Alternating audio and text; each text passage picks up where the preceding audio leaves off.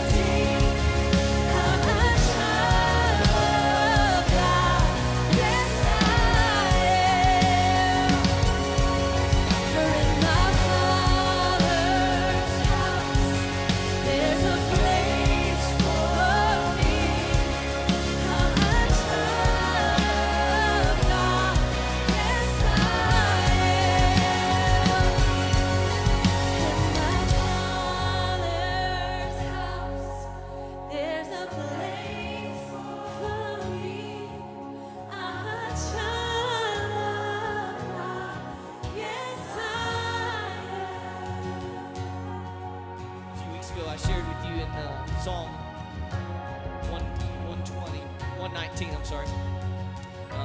Encourage me by your word. Keep me from lying to myself. Over those past few weeks, that voice has grown louder of who we're not and what we can't do. Yet Christ says we were chosen. We're a royal priesthood. We're a new creation. The old is gone, the new has come.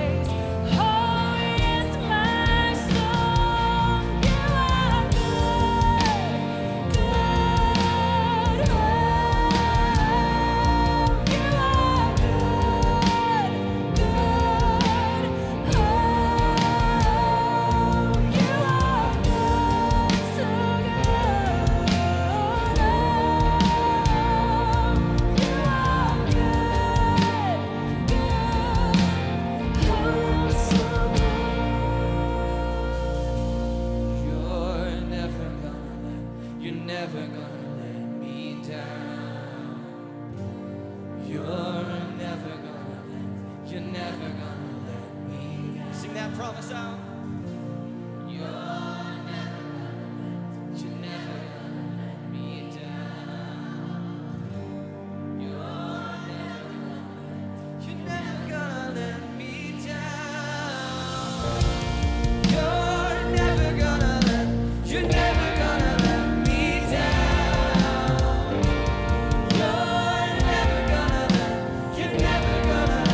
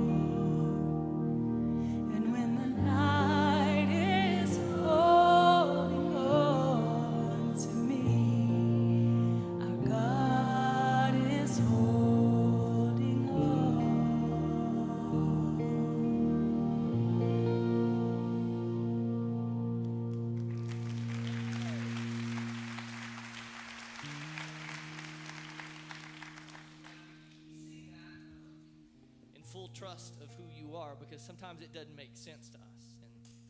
And we sing that song to say that you'll never let go and that you'll never forsake us. But as we live our lives, sometimes we question that because your timing is not our timing. And so, Father, this morning as we sing that promise, we're reminded of your faithfulness. And we find ourselves maybe this morning in a place of trust. God, may we be encouraged today. I love you. It's in Jesus' name. Amen. You may be seated.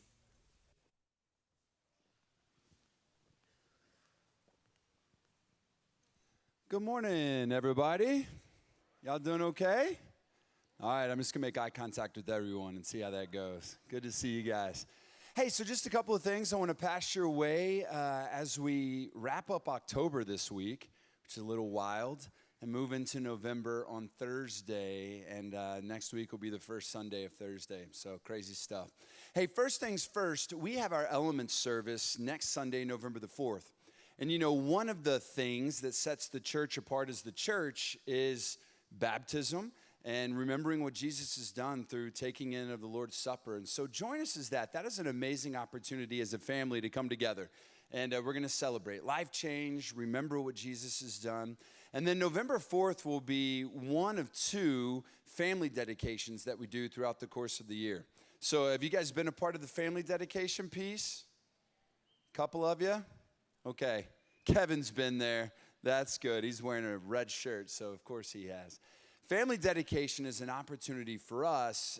Honestly, it has nothing to do with salvation whatsoever. It's just a symbolic piece where moms and dads get to gather here with their little ones from 6 weeks all the way up to 2 years and sometimes beyond and say, hey, we realize that we are called to gather with the church and we need you to come alongside us. We also know that we're supposed to be the primary ones leading our kids, but they need other voices. So will you join us in that? Because we want little ones to experience the transformation of Jesus, to become who they're designed, called, gifted to be. And that's not just mom and dad's job. That's everyone's job.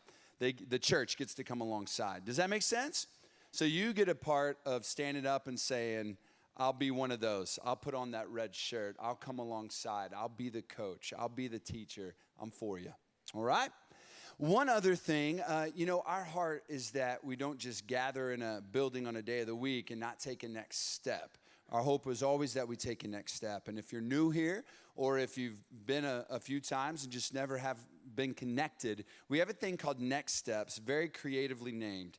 And all we want you to do is learn about our church, what it means to serve, what it means to take next steps as a follower in Jesus as you become a part of this Stonegate family. That's next Sunday at 9 a.m. You can find all the information you want online at our website or go talk to Jake at the information desk.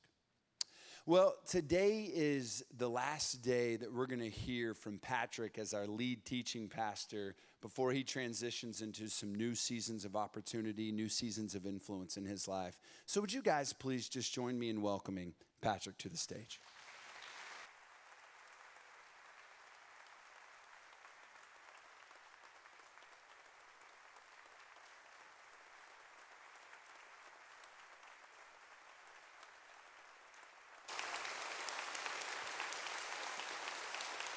Thank you.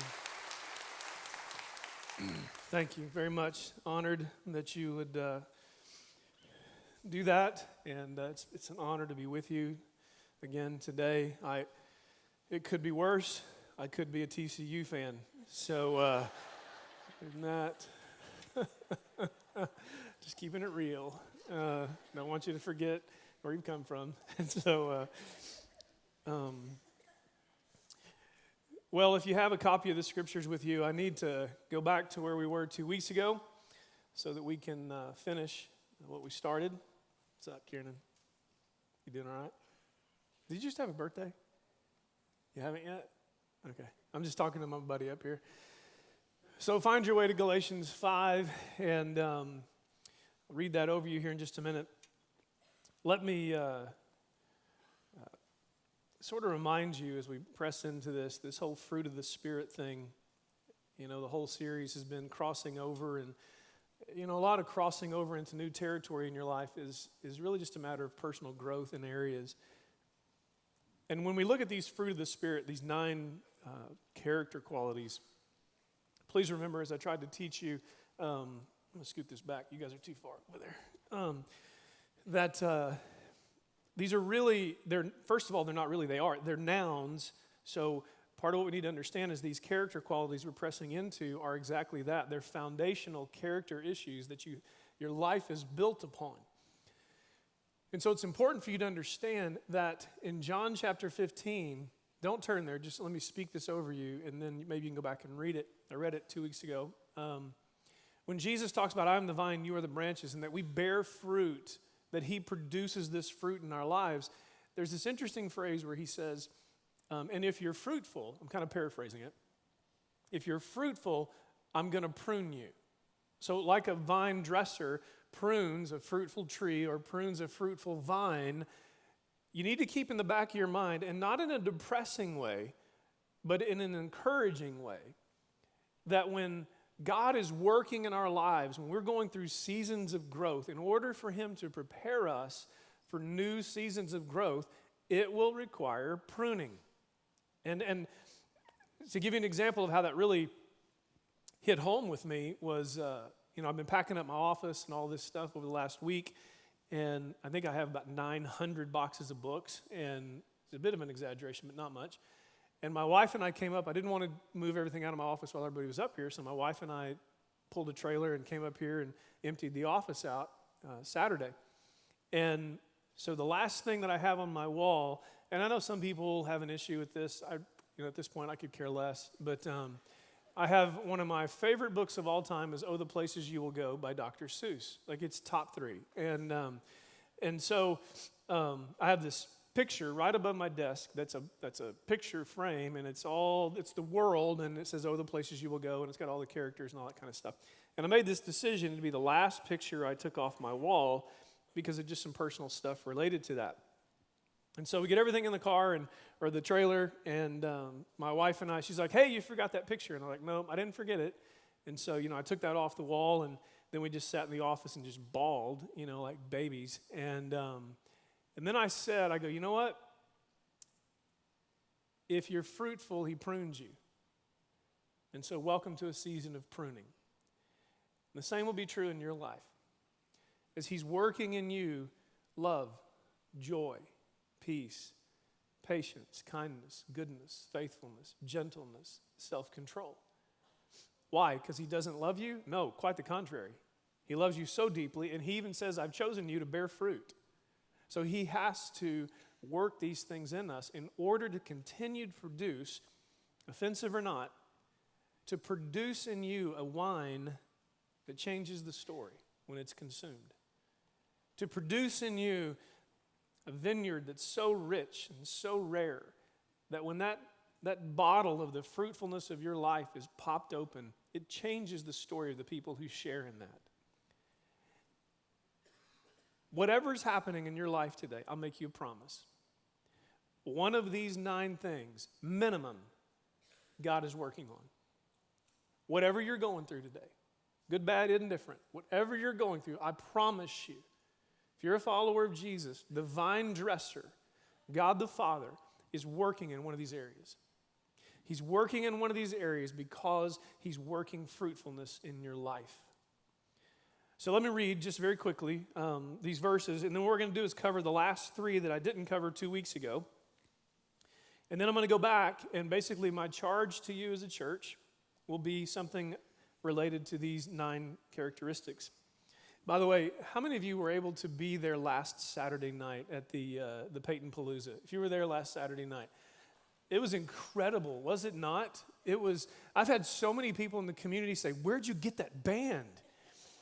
And it's been funny because I'm like, "You don't go to our church, do you, loser?" And so what an incredible, I haven't been to too many church functions where the music is all covers of Boston and Journey. And I was laughing at Craig, who led worship this morning, when he sang the song. If you were there, he sang the Eagles song, "Take It Easy." And I was laughing because of that first line, and he told me, if you don't know it, go listen to it later. And because the first line is, "I got 7 women on my mind, 4 that want to hold me to," anyways. And he said his daughters had never heard that song, and they're like, Dad, what is it about 7 women? And so anyways, sorry. Galatians 5, verse 22. Back to the scripture. But the fruit of the Spirit, again, the Spirit life. If you're a follower of Jesus, you have the Spirit of Christ inside of you, which means you're going to be not only just converted, but transformed. And the fruit of this transformation of the Spirit life is love, joy, peace, patience, kindness, goodness, faithfulness, gentleness, self-control. Against such things there is no law. Now, verse 23. I'm going to go back, so just calm down. When it says against such things there is no law, maybe it'd help you to understand it if I told you that what Paul is getting at in Galatians is very simply this. Against this kind of life, nothing can hold you back. Because see, what's happening to the followers of Jesus in this early day is church people are showing up and trying to restrict the life of Spirit-filled people, of Jesus-filled people. They're putting rules and regulations around them and trying to subdue the work of the Spirit. But the most powerfully free people, who can also be very dangerous, are followers of Jesus, where the Spirit of God is exploding in your life, and this fruit, the fruit of the Spirit, these character qualities are exploding in your life, and God's working transformation in you. And a lot of times it scares religious people. When God starts kind of wrecking you and rewriting your story, it can make people scared. And Paul's just saying, there's nothing that can hold you back. There's no chains of the law that are going to hold you back here. Verse 24, those who belong to Christ Jesus have crucified the flesh with its passions and desires. Let me try to give you a little help with verse 24, because you can get wrapped up in it.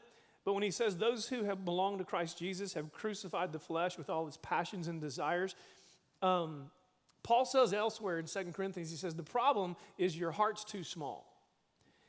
And what he's saying here again, I think he's saying to us, listen, don't read this as a negative. When you read it as has crucified the flesh with its passions and desires, what he's trying to tell you is those who live this way have died to the small life. You've died to the small life that's being controlled by your old passions. And those who are living in the Spirit and walking with Jesus have now begun to live the bigger life. And the bigger life doesn't mean the famous life. The bigger life, which is freedom in the Spirit, the life that just says, man, that God's going to do above and beyond all I could ever hope or imagine. Those are the people who are free indeed. That's what he's talking about. So having read that, let me take you back. We're going to go to the 7th quality, and it's faithfulness, okay? So let's go to that. Definition's going to come up on the screen for you. If you're catching up, like you weren't with us 2 weeks ago, I hope you'll go back and listen to that message. Although, little spoiler alert here, I'm going to go back and cover every single one of them, so you don't have to go back and watch it. So number 7, faithfulness. Faithfulness. Simple definition, steady and reliable. I wrote in my notes to help my mind get around this is just this simple phrase, you can count on it. You can count on me, you can count on us, you just flat count on it. Faithful. Now, some of you are faithful and have been faithful. Most of us know where we haven't been faithful. We know where we've dropped the ball. So what do? Well, you start being faithful today, right now. You just start being faithful. In fact, that's how you do life as a follower of Jesus Christ. You win some, and then you fail, and then you grow, right? That's what you do. And so, by the way, if this is your first time in church and no one's ever told you, hey, by the way, the mark of a healthy life is really good failure, then you need to get in the club, man. Like the whole following Jesus thing is not made up of a bunch of people who haven't figured out. It's made up of a bunch of losers whose lives have been transformed, and now we're gonna win, basically, with Jesus, the fruit of the Spirit. And part of that is being faithful. And maybe your whole entire life has been just this string of unfaithfulness, and a lot of people in your life don't let you forget it. So, but Jesus is telling you, hey, listen, man, I'm working the fruit of faithfulness in your life. What does that look like in your life? You might be going through a really difficult time, and your past reaction to a difficult time has always been to bail. Like you're out. It gets tough, you're out. It gets difficult, you're out. Well, guess what's happening? You got it figured out? It's not a trick question. Like Jesus is probably working on that area right now. You follow? That's how it happens. trying to be funny here. It's not very funny. But I'm just telling you, when it gets tough around faithfulness, what do you think the Lord's working on? Faithfulness. Let's try this again. So, if you have a history of bailing out, and all of a sudden you're confronted with the same thing and you got the same feelings and same desires, you felt this before, and what you're going to do is you're going to pack up shop and you bail out. Why do you think God keeps allowing this similar circumstance into your life? Any answers? Because he's trying to change you there. Now, do you follow what I'm talking about? So in other words, if you're saying to yourself, why do I keep confronting the same sorry situation? Answer, because God's working to work in that situation. Every time you don't get it, what do you think he does? You don't think he walks away and goes, oh, forget that. No, he goes back. He says, let's work on that one. Faithfulness. Stayed there longer than I should. Number 8, gentleness. Gentleness. You see the definition, not harsh. Now, I shared this at camp with the kids at camp, the students at camp. This is really the only way I know how to give you a picture of this. And so I'll tell you the same story I told them. This weekend, my wife and I are grand dog sitting. I don't know if you guys, does anybody have a grand dog? Yeah, we have a grand dog. We have grandkids too. Sometimes you can't tell the two apart. And so we're grand dog sitting. And for my daughter and my son-in-law, and they have 2 chocolate labs, okay? Just amazingly beautiful chocolate labs, Charlie and Bailey, okay? They're both girls. And so we're with them, and and so I don't know if you've ever been around dogs like this, but Charlie and Bailey, they're very young, very excited, and very hard to watch college football with them. And anyways, we play a lot. I have this rope, this big rope with knots in it. And if you're playing with them, you can play tug of war. And I don't know if you know this, but they are powerful animals. Like, I've lost every match of tug of war. And something has happened a couple of times. You'd think I'd learned my lesson. If I play too rough with them with the rope, then sometimes my hand gets caught where they clamp down on the rope. I don't know if you've ever had that done to you, but it usually what I say is something like, praise the Lord. Okay, right? You following? Okay. So it's just a worship moment. And so powerful. Now, take the rope out of the equation, because I get in the floor with them and I goof. I'm a huge dog person. And so I get in the floor and I'm roughing around with them. But if my arm, totally true story, and you know this if you've been around these kind of dogs, if I stick my arm in front of them, like we're playing with the rope, do you know what they do? They go, like they don't clamp down, they just go, and then just slobber on you. You know what I'm talking about? Like, you can feel their teeth, but they don't clamp down. They're like just, and I mean, it's just, there's no other way to explain it. You're like, how's that go? And that's how that happens. Now, here's what's crazy about that. The only way you can be gentle is when you understand how powerful you are. This is an area God works on me a lot. One person laughed. But here's why. You only become more and more gentle the more and more powerful you understand you are in Jesus. That's why, dads, your sons and daughters are waiting on you to discover how powerful you are, so you'll stop tearing them down with your words and your sarcasm, because you're such a weak man. That's why moms, your daughters are waiting on you to stop tearing them down about their looks and their lives, because they're waiting on you to understand how powerful you are so you can speak life into them. And you can put that in any place you need to put it. Work, life, so on and so forth. Because true gentleness, you can pretend for a while, but eventually, when you really realize how powerful you are, that's when gentleness shows up. And gentleness is not weakness. It doesn't mean letting people run over you. Not harsh. I hope that picture sticks with you. Number 9, self-control. Self-control. The control and the mastery of desires, appetites, and passions. Desires, appetites, and passions under great control. I told the students this at camp, I'll tell you the same thing. Don't make this too spiritual that you don't apply it. Because we always go to the word fasting, which is a good biblical idea and concept and practice. But we always think of food and drink. And just to give you a sort of an example, and maybe you can mull around in your own life how this works. If I'm going to practice the control and mastery of desires and appetites and passions, I need to take a minute to think about what's something that I don't think I can live without. This morning, this crossed my mind. I was pouring like my 30-second cup of coffee. And I had this flashback to traveling in missions and overseas, whether it's Africa or Hong Kong. And sometimes it's not as easy to get your coffee as you're used to getting it in the mornings.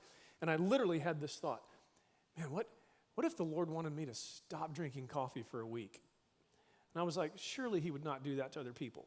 But what is your thing that needs to be under control? Is it social media?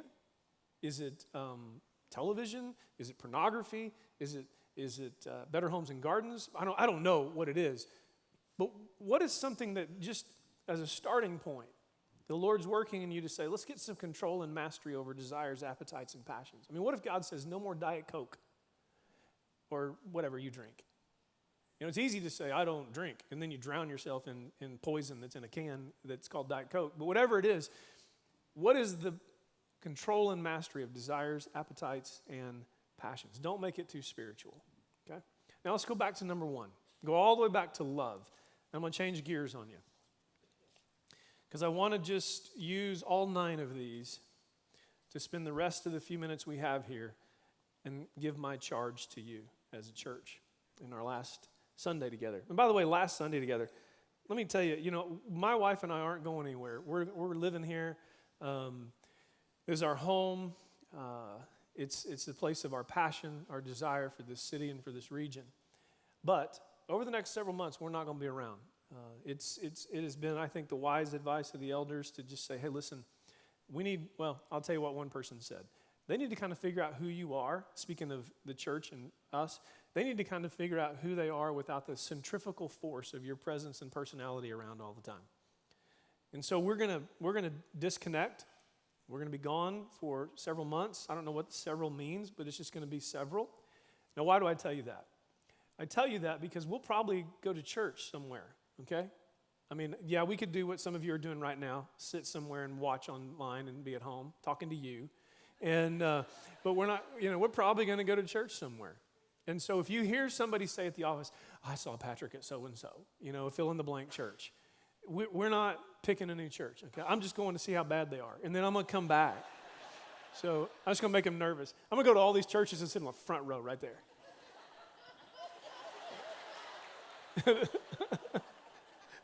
Some of you are like, he'd do it. And so bring it. But anyways, number one, love. This definition, unlimited liability. This is my charge to you. Always be the place of the second chance, and the third chance, and the fourth, and the fifth, and the sixth, and the seventh. Remember when the disciples came to Jesus and said, how many times do we forgive? And he basically gave them an impossible mathematical equation. And he said, so just stay with it. If you were there with us last Sunday, you heard Mike Gakey speak. And I love the fact that he brought up Luke chapter 7, because he said, this is your DNA, Stonegate Fellowship. And it's that story where the religious church people go find the woman caught in adultery and bring her up to the rest of the religious people and then to Jesus. And they look at Jesus and they say, we found this girl sinning, this woman in sin. And so the law says that she should be stoned. You remember the story maybe? It's in Luke chapter 7 again. And I love the way Mike said that Jesus knelt down. If you remember the story, he doodled in the sand. If you get involved in theological circles where a lot of times his good ideas go to die, if you get involved in theological circles, you'll hear a bunch of theologians say what they think Jesus wrote, that he was maybe writing something out of the law or something like that. I think Mike probably has it right. I think he was doodling. I think he knelt down and just was drawing pictures. Maybe he was drawing what universes look like before we see them. I don't know what he's drawing. Just hacking off the religious people. What is he doing? You can just see him. They're like, come on. And then this line, when he stands up and he goes, any of you without sin, you go ahead and throw the first stone. Let me put it this way. As a church, just don't even carry stones around. Just carry unlimited liability. 19 years ago, we stood at a church in Abel, and we told this city, we said, bring your baggage. And they brung it. And they brung it. That's okay. Don't you ever become a place that somebody with all kinds of life baggage is afraid to walk into. Does that make sense? You understand what I'm talking about? Like there should be, I'm going to say this in a weird way, don't go too far with it. There should be like an aura around you in this place if they go, I think I feel like I can go there. Like I think if I told them about my life, they'd go, okay. Like inside you might be going, oh my goodness. Okay, have you ever done that? And you're like, but don't let that out. You just go, game on. Because, as corny as it might sound, it's the truth. We believe Jesus totally transforms a life. Lock, stock, and barrel. Does that mean you don't fail? No. But we get up and we go and we don't throw stones because of unlimited liability. Number 2, this definition is a dancing heart and a calm delight. I know that sounds like a corny definition because some of you are so tough, you're like, I don't dance, or whatever the case might be. But just get the picture there that it's this, I told you 2 weeks ago, it's an inward posture of optimism. Here is my charge to you. Please keep showing this region the fun and the life and the love and the joy of Jesus. If you watched the video that they showed last Sunday, I can't believe they even kept those videos that showed some of the things we did in the past. And we told them, man, we just wanted to show people that there's life in Jesus, even if it meant we wore corny army costumes or whatever it was. But the next line I wrote to you in my charge to you is, please don't ruin the story of Jesus with your depressed and dreary demeanor. Please don't ruin the story of Jesus with your depressed and dreary demeanor. And what I mean by that is, I don't know of anybody who goes to the office on Monday morning and says, you know what I really need? I need to see somebody who's dreary and depressed. Like, people don't go to the office and say, I have been so looking forward to seeing you because you always remind me of how bad things are. Like, we already kind of know how bad things are around here, don't you? I mean, how many of you have nearly lost your suspension in a pothole recently? Exactly. I mean, it's going to take more than a bond to fix this. And so you're just fine. I mean, how many people have, like yesterday, I don't know where, I still can't remember where we were. Like first service, I racked my brain over this. Very small journey. But anyways, I was thinking, where were we? Golly. And it wasn't Chick-fil-A. I know some of you are like, well, it had to have been Chick-fil-A if it was a long line. It wasn't. It was somewhere else. And I was like, I wanted to get out of my car and tell all these people who had lined up and they were out in the street, I wanted to tell them, it's not that good. But we all know what it is to live in stress and around here and how pressured it is. But you know what? If you're continually under pressure about having a dancing heart and calm delight, then there's a good indication the Lord is pruning you in that so that you stop ruining his story with your depressed and dreary demeanor. I mean, and just, if you're having a bad day, then have it alone for a minute or with a good friend who understands rather than in front of everybody else. Because out there is where this makes a difference. And when you walk into the office, when you're coaching baseball or soccer or whatever you're doing, or you're in a quilt making class, whatever it is, just don't destroy the Jesus with your lack of joy. And if you have to stop for a minute and go, Jesus, please help me to bring joy in this situation that I have no desire to be in, which some of you are like, that's my entire life right now, then find a way to let him prune you away in that. And don't destroy the story of Jesus with your depressed and dreary demeanor. Find a way to have a dancing heart and calm delight. And the way you do that is you let the Spirit work in your life. Number 3, peace. Inward and outward tranquility and harmony. Inward and outward tranquility and harmony. Now, remember I told you, just because you're a quiet person doesn't mean you're a person of peace. Some of you can ruin a room, I've done it many times, just by walking in. But also you can change a room just by walking in. If you're a person of inward and outward tranquility and harmony. Here's my charge to you. It's pretty simple. Bring tranquility because of the big picture of hope. Bring tranquility wherever you are because of the big picture of hope. Again, same story. Odessa, North, wherever you are, same story. We're living in a pressure cooker. No doubt about it. There's not a portion of our region that isn't under immense pressure. Our schools are crowded, hospitals crowded. You can't find a doctor for your kids. I mean, there's potholes everywhere. We already talked about that. Half restaurants are closed. You can't get anybody to wait on you. And it's just, and you're trying to find employees. You can't find employees. Ones you find, you don't even want to give them a drug test because you know that's going to happen. And so just the whole thing, everything is just a pressure cooker, a pressure cooker, a pressure cooker. But again, this is almost exactly like the previous word. Are we allowing the Spirit to work in us because in this region, He is calling us out to bring tranquility to it? And one of the ways you bring tranquility to the situation is you stop talking politics at work.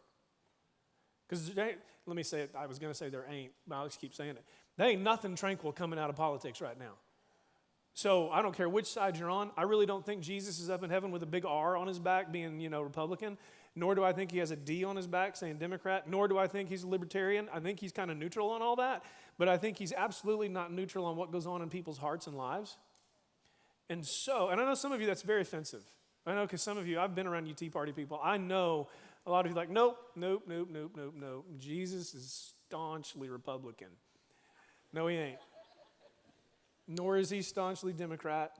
And like I said, he's not. Anyways, it's another matter. I've already hacked you off. But just, do you bring tranquility? Be a people that bring tranquility. When they hear that someone's in this group from Stonegate Fellowship, they ought to know they'll calm the situation down. Number 4, patience. Patience. Waiting out hurt with no retaliation. Seek no revenge. Seek no revenge. I wrote this down. Lost and dead people will act like lost and dead people. So stop being offended by them and just search them out and serve them. Patience. What that also means is we are patient towards the people who offend us and patient towards the people who cause the greatest amount of work. And I'll say it this way. Be so patient with lost people because you go after them. Stonegate, our DNA is we welcome broken people. So when I'm gone and I get word, because I will get word. I get word, hey, the youth ministry, they're really not being very welcoming anymore to kids who are drugged up, sexed up, and stoned up and having a bad day. I'll come find you. Because that's what this church was built on. It wasn't built to entertain your Christian kids. It was built to grow up your Christian kids to reach out for the kids who have no opportunity. It was built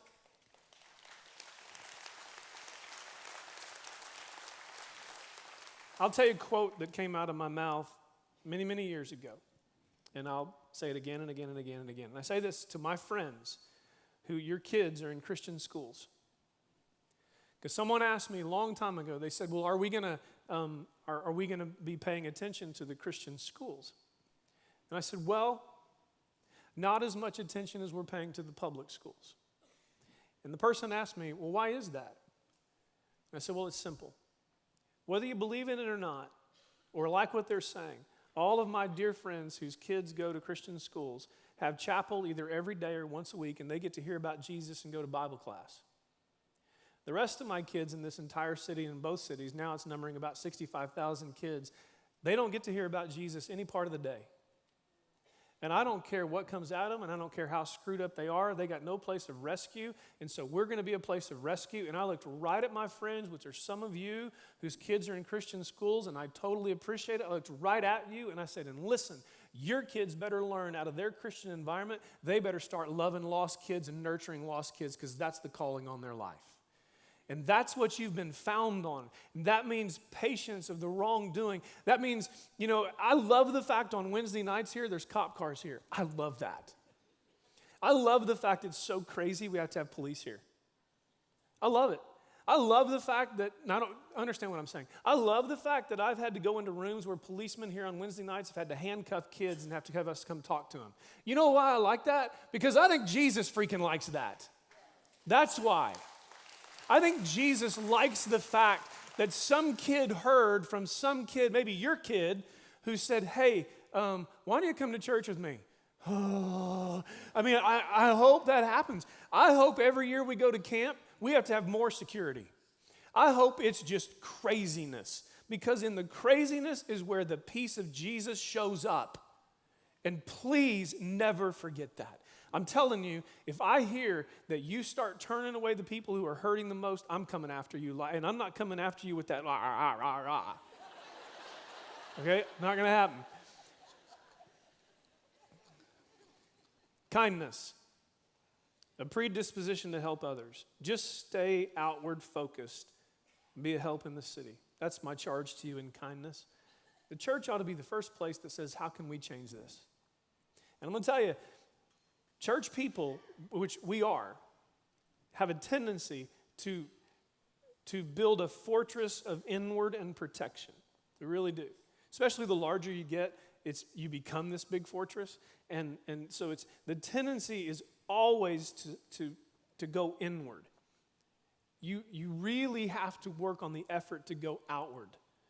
And so please, if you forget anything I'm saying, please understand, protect against getting inward. And that means you're going to get uncomfortable. It means things might happen, but it's just this idea of stay outward focused. Stay focused. Keep this mantra in your mind. Whatever happens in here is worthless unless it transforms our environments past those glass doors. If you experience something in here, but it doesn't translate into transition and change out there, then this experience wasn't real. And so just remember, stay outward focused. Stay outward focused towards the city, whether that's Midland, Odessa, Andrews, wherever you might be. Number 6, goodness. Goodness. So this whole idea of goodness is kind of like kindness, except it has more of a philanthropic blend to it.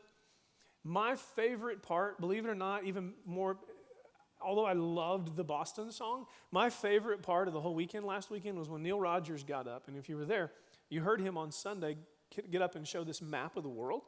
And he said, Stonegate Fellowship, it's easier to count the nations and states where we are not than it is to count the nations and states where we are through the $23 million plus you as a church have given outwardly focused.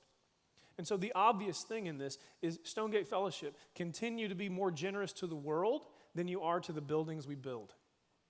What I mean by that is I hope, for whatever legacy is worth, I really hope this place, and Odessa included, never builds the prettiest church in town.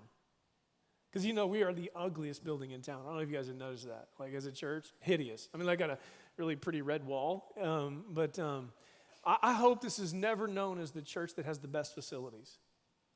But I hope it is known as the church that facilitates philanthropy better than anybody else. That reaches out to the world. That spends our money elsewhere rather than here. I mean, you take a good look around. This is nothing but a barn with really good lights. I mean, this is all this is. And I'm hoping that you continue to realize, let's stay philanthropic to the world, and let's just take less for ourselves. I mean, you may have the nicest bar in town, Odessa. I mean, seriously, it is the nicest bar now. But let's not forget the call to generosity. Number 7, faithfulness, steady and reliable. Just a solid anchor in the region. That's my charge to you. A solid anchor in the region. This is years ago. We were in a staff meeting, and somebody asked the question, what would happen if your church were removed from the city? This is before we had 2 facilities, 2 campuses. And the question was, what would happen if your church was removed from the region? And man, I thought about that because we had some dissension, some disagreement about what that should be or what that shouldn't be. And I'm just going to tell you what my heart was. My heart was, my goodness, I hope this city would panic if this place disappeared. Because my dream and my hope was that no matter who they are or where they are, wherever they're involved in the city or wherever they're involved in the region, if they need truth, if they need wisdom, if they need understanding, whatever the big question of the day is, I hope that people in the back of their minds think to themselves, Stonegate may be able to speak into this. because of the gift of wisdom and the gift of understanding and the gift of insight. Not the Stonegate staff, but you. You go to Stonegate? Really? Well, I've heard about that place. Let me ask you a question, because my family and I have been wrestling through this. Do they know you're from Stonegate at the place of work and somebody's marriage is falling apart? And they don't know what to do. And you barely know them. But they've watched you. And one day at some company function, you had on a Stonegate Kids t-shirt or something.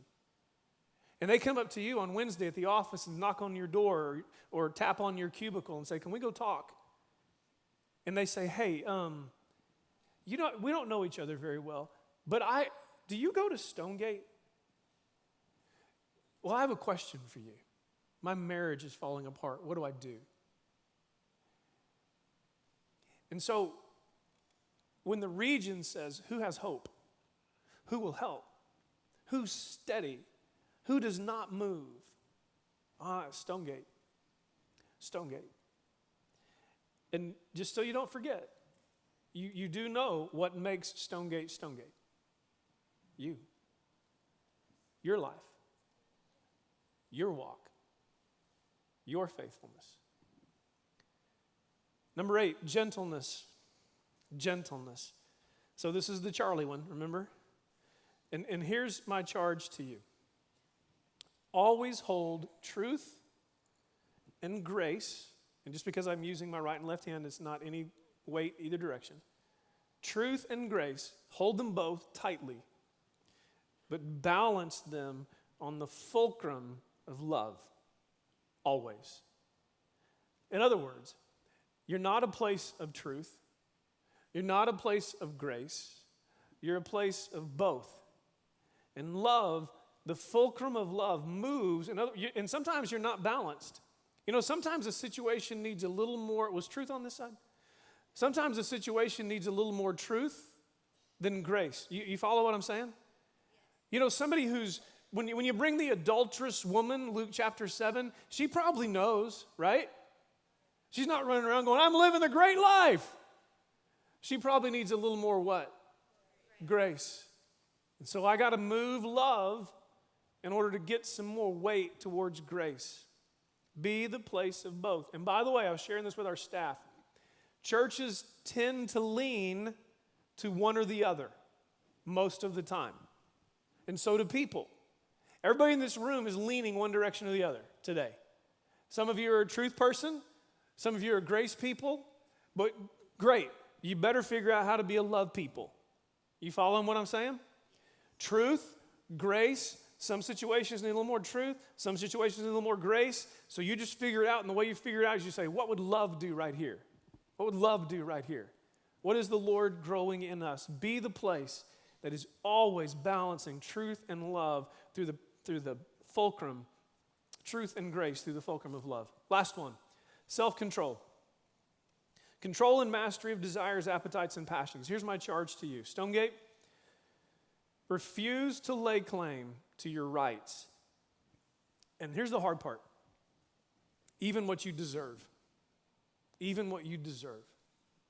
Never say as a church, we deserve better than this. We deserve this. We deserve that. No, you don't. Because none of us deserve a thing. None of us deserve a thing. But what we got was, God so loved us, He gave His Son. Period. But God so loved us, He gave His Son, that whoever would believe in Him would not perish, but would have eternal life. And so, at any point in this journey, you find yourself saying, well, we deserve this as a church. No, you don't. No, we do not. What we deserve is to die and go to hell. What we got was grace and salvation to know Jesus and go to heaven. And so what we do is we release our rights, lay claim to nothing, and give our lives away so others might be saved. You follow that? You follow that? I know somebody's like, well, I don't deserve that. Yeah, you do. Yeah, you do. We all do. But for the grace of Jesus. Let me read this over you. It's in Ephesians chapter 3. And it is my closing prayer over you.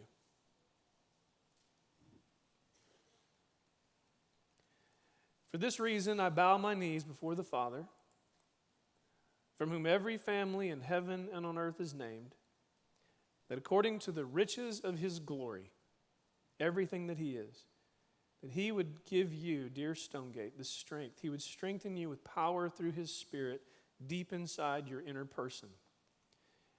And in that strengthening, Christ may dwell in your hearts through faith, that you would be rooted and grounded in love.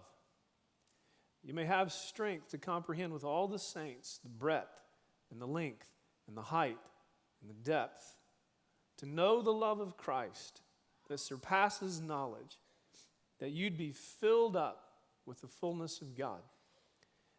And I would add these words, my dear brothers and sisters, to him who is able to do far more abundantly than all that we ask or think, according to the power that is at work within us, to him be glory in Stonegate Fellowship and in Christ Jesus throughout all generations, forever and ever. Amen. The last 20 years, I have been honored to serve you. We love you. We cherish you. We will see you soon. God bless you. You're dismissed.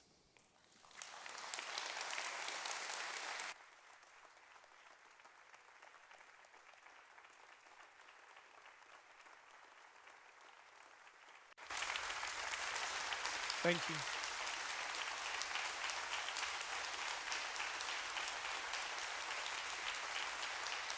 Thank you.